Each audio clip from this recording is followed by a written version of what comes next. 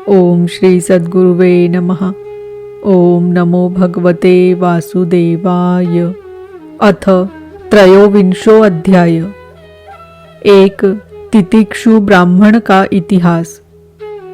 श्री शुकदेव जी कहते हैं, परीक्षित, वास्तव में भगवान की लीला कथा ही श्रवण करने योग्य है। वे ही प्रेम और मुक्ति के दाता है। जब उनके परम प्रेमी भक्त उद्धव जी ने इस प्रकार प्रार्थना की, तब यदुवंश विभूषण श्री भगवान ने उनके प्रश्न की प्रशंसा करके उनसे इस प्रकार कहा। भगवान श्री कृष्ण ने कहा, देवगुरु बृहस्पति के शिष्य उद्धव जी, इस संसार में प्राय ऐसे संत पुरुष नहीं मिलते जो दुर्जनों की कटुवाणी से बिंधे हुए अपने हृदय को संभाल सके। मनुष्य का हृदय मर्म भेदी बाणों से बिंधने पर भी उतनी पीड़ा का अनुभव नहीं करता जितनी पीड़ा उसे दुष्टजनों के मर्मांतक एवं कठोर वाग्बाण पहुँचाते हैं। उद्धव जी, इस विषय में महात्मा लोग एक बड़ा पवित्र प्राचीन इतिहास कहा करते हैं। मैं वही तुम्हें सुनाऊंगा, तुम मन लगाकर उसे सुनो। एक भिक्षुक को दुष्टों ने बहुत सताया था। उस समय भी उसने अपना धैर्य न छोड़ा और उसे अपने पूर्व जन्म के कर्मों का फल समझकर कुछ अपने मानसिक उद्गार प्रकट किए थे। उन्हीं का इस इतिहास में वर्णन है। प्राचीन समय की बात है। उज्जैन में एक ब्राह्मण रहता था। उसने खेती व्यापार आदि करके बहुत सी धन संपत्ति इकट्ठी कर ली थी। वह बहुत ही कृपण, कामी और लोभी था। क्रोध तो उसे बात बात में आ जाया करता था। उसने अपने जाति बंधु और अतिथियों को कभी मीठी बात से भी प्रसन्न नहीं किया। खिलाने पिलाने की तो बात ही क्या है। वह धर्म कर्म से रीते घर में रहता और स्वयं भी अपनी धन संपत्ति के द्वारा समय पर अपने शरीर को भी सुखी नहीं करता था।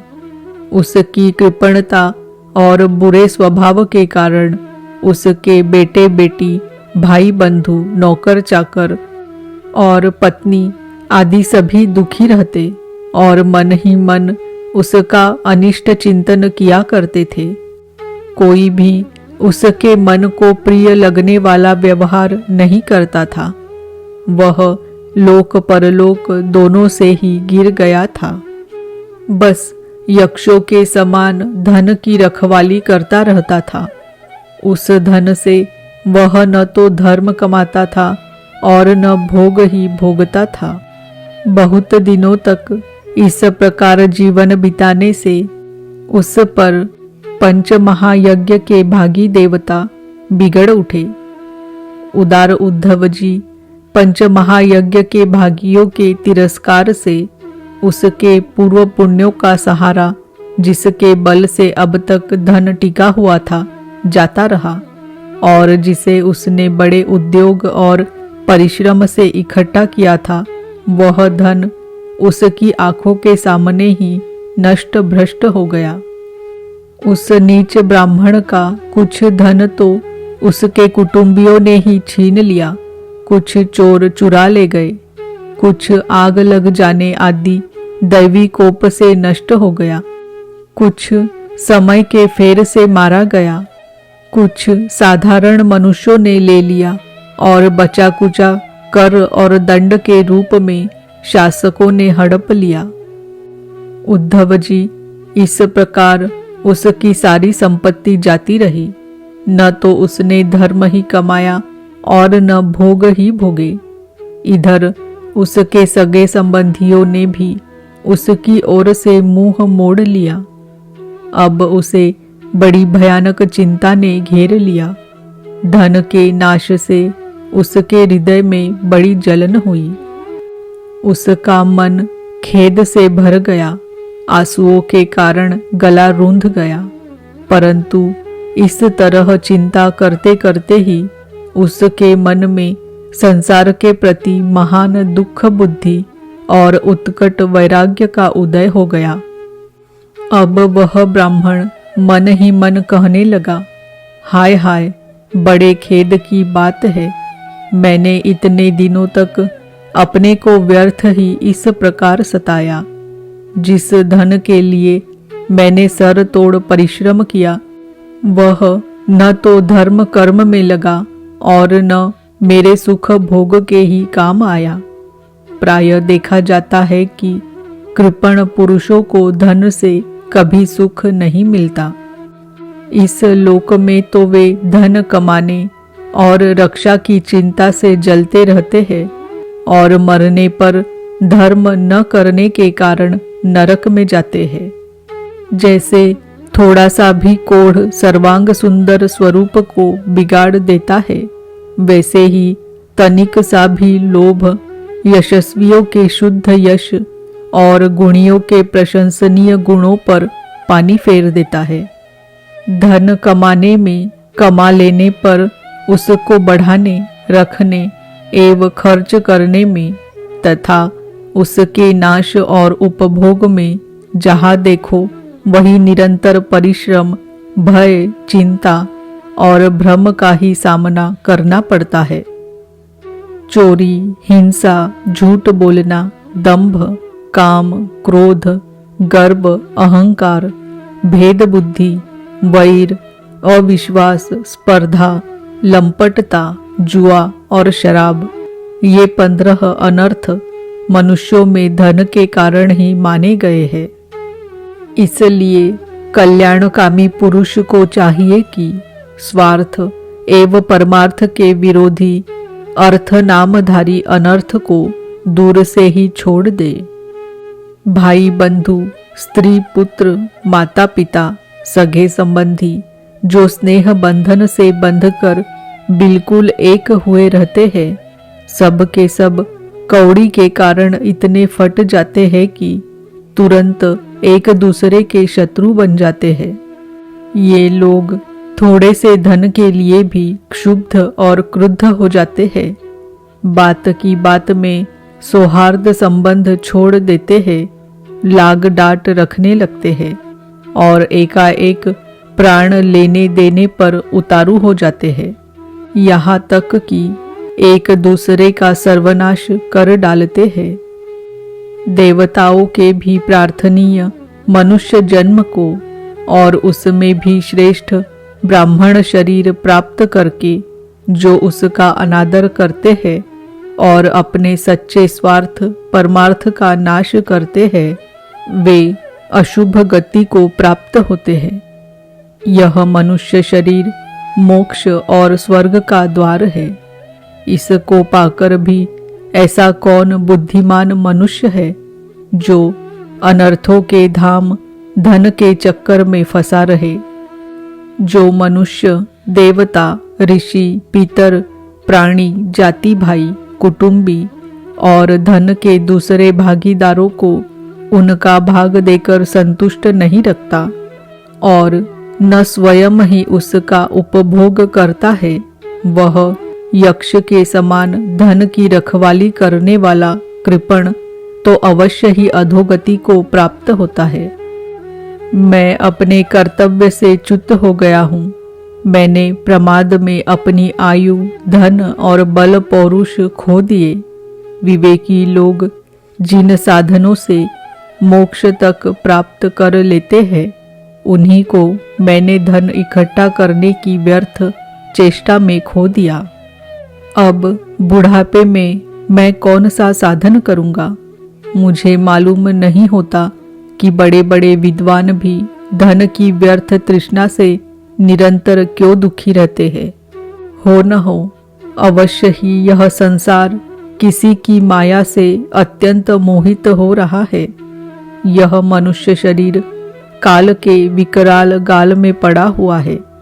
इसको धन से, धन देने वाले देवताओं और लोगों से, भोग वासनाओं और उनको पूर्ण करने वालों से तथा पुनः पुनः जन्म मृत्यु के चक्कर में डालने वाले सकाम कर्मों से लाभ ही क्या है। इसमें संदेह नहीं कि सर्वदेव स्वरूप भगवान मुझ पर प्रसन्न है, तभी तो उन्होंने मुझे इस दशा में पहुंचाया है और मुझे जगत के प्रति यह दुख बुद्धि और वैराग्य दिया है। वस्तुतः वैराग्य ही इस संसार सागर से पार होने के लिए नौका के समान है। मैं अब ऐसी अवस्था में पहुंच गया हूँ।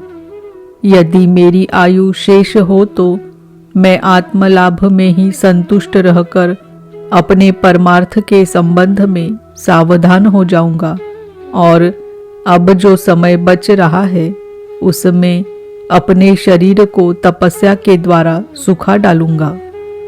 तीनों लोकों के स्वामी देवगण मेरे इस संकल्प का अनुमोदन करें। अभी निराश होने की कोई बात नहीं है, क्योंकि राजा खटवांग ने तो 2 घड़ी में ही भगवत धाम की प्राप्ति कर ली थी। भगवान श्री कृष्ण कहते हैं, उद्धव जी, उस उज्जैन निवासी ब्राह्मण ने मन ही मन इस प्रकार निश्चय करके मैं और मेरेपन की गांठ खोल दी। इसके बाद वह शांत होकर मौनी सन्यासी हो गया। अब उसके चित्त में किसी भी स्थान, वस्तु या व्यक्ति के प्रति आसक्ति न रही।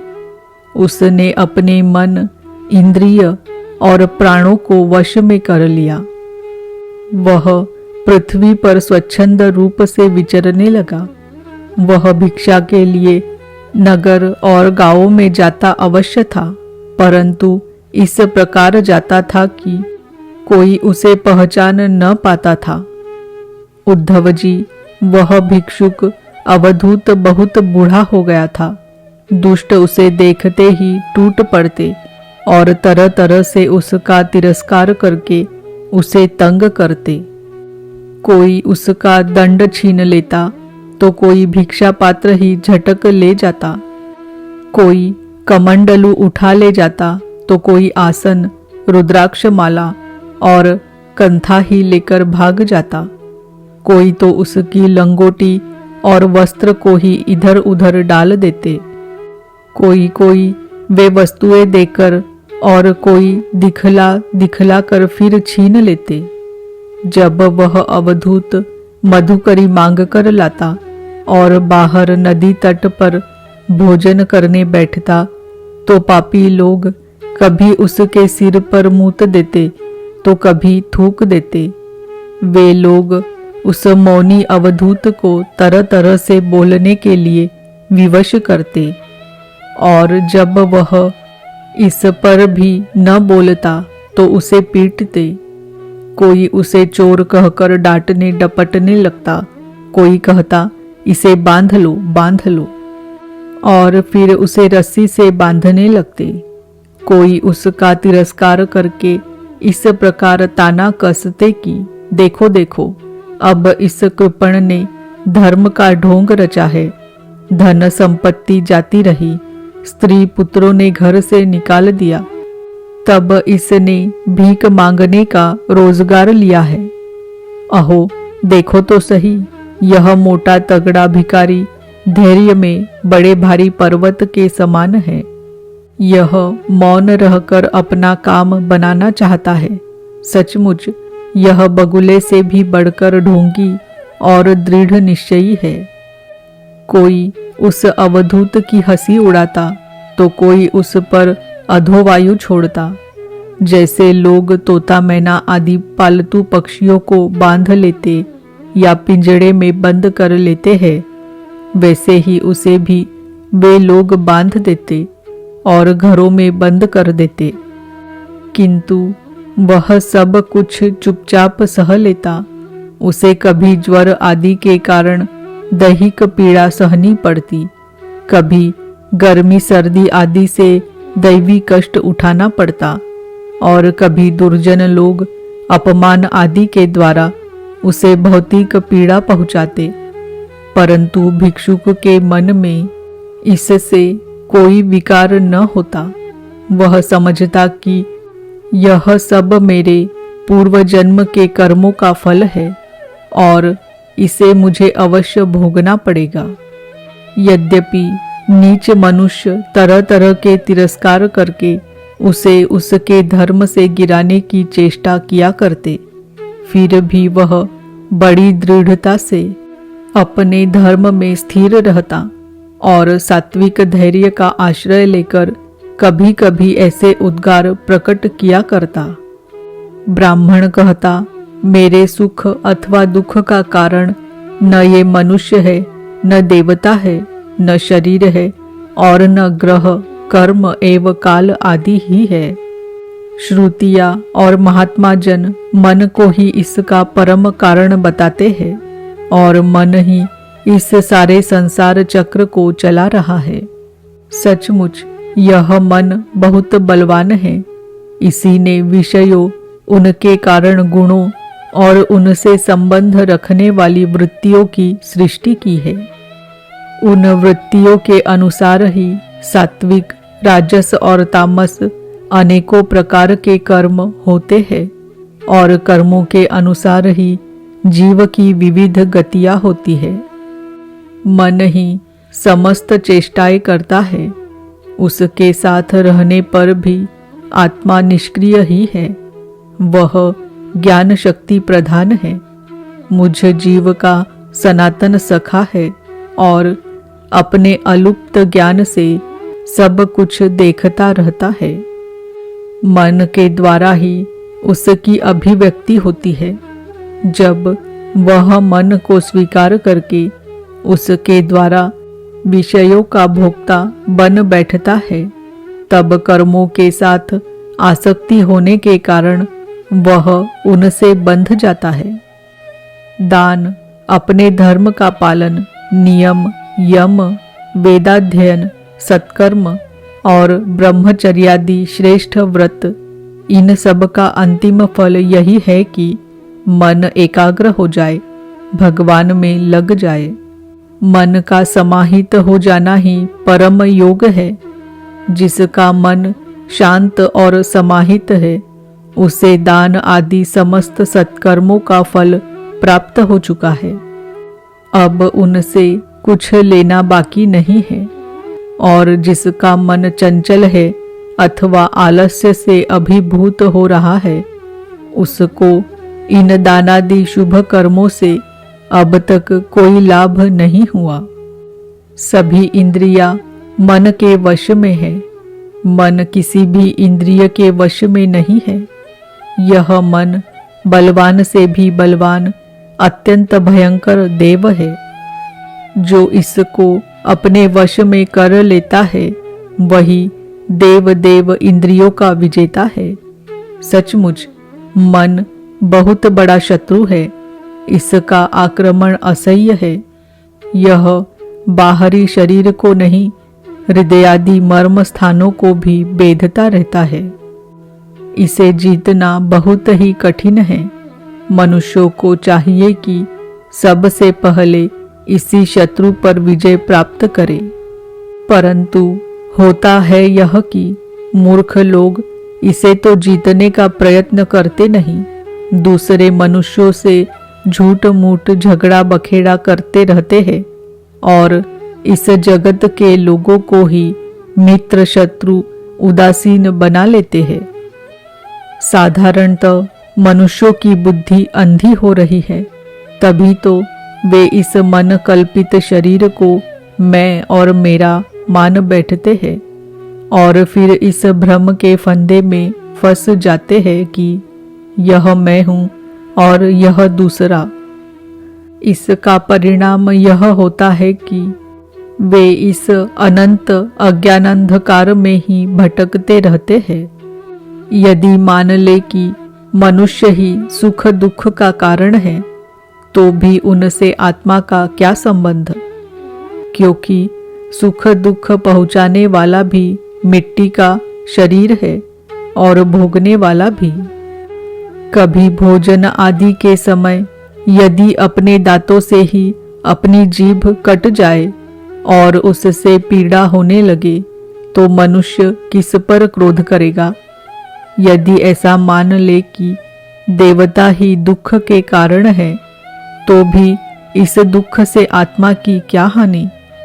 क्योंकि यदि दुख के कारण देवता है, तो इंद्रियाभिमानी देवताओं के रूप में उनके भोक्ता भी तो वे ही है। और देवता सभी शरीरों में एक है। जो देवता एक शरीर में है, वे ही दूसरे में भी है।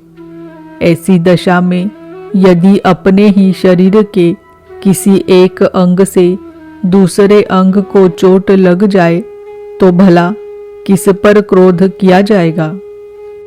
यदि ऐसा माने कि आत्मा ही सुख दुख का कारण है, तो वह तो अपना आप ही है, कोई दूसरा नहीं, क्योंकि आत्मा से भिन्न कुछ और है ही नहीं।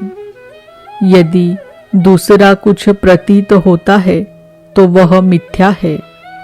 इसलिए न सुख है न दुख, फिर क्रोध कैसा? क्रोध का निमित्त ही क्या? यदि ग्रहों को सुख दुख का निमित्त माने, तो उनसे भी अजन्मा आत्मा की क्या हानि? उनका प्रभाव भी जन्म मृत्युशील शरीर पर ही होता है। ग्रहों की पीड़ा तो उनका प्रभाव ग्रहण करने वाले शरीर को ही होती है, और आत्मा उन ग्रहों और शरीरों से सर्वथा परे है। तब भला वह किस पर क्रोध करे? यदि कर्मों को ही सुख दुख का कारण माने, तो उनसे आत्मा का क्या प्रयोजन? क्योंकि वे तो एक पदार्थ के जड़ और चेतन उभय रूप होने पर ही हो सकते हैं। जो वस्तु विकार युक्त और अपना हिताहित जानने वाली होती है, उसी से कर्म हो सकते हैं। अतः वह विकार युक्त होने के कारण जड़ होनी चाहिए, और हिताहित का ज्ञान रखने के कारण चेतन। किंतु देह तो अचेतन है, और उसमें पक्षी रूप से रहने वाला आत्मा सर्वथा निर्विकार और साक्षी मात्र है। इस प्रकार कर्मों का तो कोई आधार ही सिद्ध नहीं होता, फिर क्रोध किस पर करे? यदि ऐसा माने कि काल ही सुख दुख का कारण है, तो आत्मा पर उसका क्या प्रभाव? क्योंकि काल तो आत्मस्वरूप ही है। जैसे आग आग को नहीं जला सकती और बर्फ बर्फ को नहीं गला सकता, वैसे ही आत्मस्वरूप काल अपने आत्मा को ही सुख दुख नहीं पहुंचा सकता। फिर किस पर क्रोध किया जाए? आत्मा शीत उष्ण सुख दुख आदि द्वंद्वों से सर्वथा अतीत है। आत्मा प्रकृति के स्वरूप, धर्म, कार्य, लेश, संबंध और गंध से भी रहित है। उसे कभी कहीं किसी के द्वारा किसी भी प्रकार से द्वंद्व का स्पर्श ही नहीं होता। वह तो जन्म मृत्यु के चक्र में भटकने वाले अहंकार को ही होता है। जो इस बात को जान लेता है, वह फिर किसी भी भय के निमित्त से भयभीत नहीं होता। बड़े बड़े प्राचीन ऋषि मुनियों ने इस परमात्म निष्ठा का आश्रय ग्रहण किया है। मैं भी इसी का आश्रय ग्रहण करूंगा, और मुक्ति तथा प्रेम के दाता भगवान के चरण कमलों की सेवा के द्वारा ही इस दुरंत अज्ञान सागर को अनायास ही पार कर लूंगा। भगवान श्री कृष्ण कहते हैं, उद्धव जी, उस ब्राह्मण का धन क्या नष्ट हुआ? उसका सारा क्लेश ही दूर हो गया। अब वह संसार से विरक्त हो गया था और संन्यास लेकर पृथ्वी में स्वच्छंद विचर रहा था। यद्यपि दुष्टों ने उसे बहुत सताया, फिर भी वह अपने धर्म में अटल रहा, तनिक भी विचलित न हुआ। उस समय वह मौनी अवधूत मन ही मन इस प्रकार का गीत गाया करता था। उद्धव जी, इस संसार में मनुष्य को कोई दूसरा सुख या दुख नहीं देता, यह तो उसके चित्त का भ्रम मात्र है। यह सारा संसार और इसके भीतर मित्र, उदासीन और शत्रु के भेद अज्ञान कल्पित है। इसलिए प्यारे उद्धव, अपनी वृत्तियों को मुझ में तन्मय कर दो और इस प्रकार अपनी सारी शक्ति लगाकर मन को वश में कर लो और फिर मुझ में ही नित्य युक्त होकर स्थित हो जाओ। बस सारे योग साधन का इतना ही सार संग्रह है। यह भिक्षुक का गीत क्या है? मूर्तिमान ब्रह्म ज्ञान निष्ठा ही है। जो पुरुष एकाग्र चित्त से इसे सुनता, सुनाता और धारण करता है, वह कभी सुख दुखादि द्वंद्वों के वश में नहीं होता। उनके बीच में भी वह सिंह के समान दहाड़ता रहता है।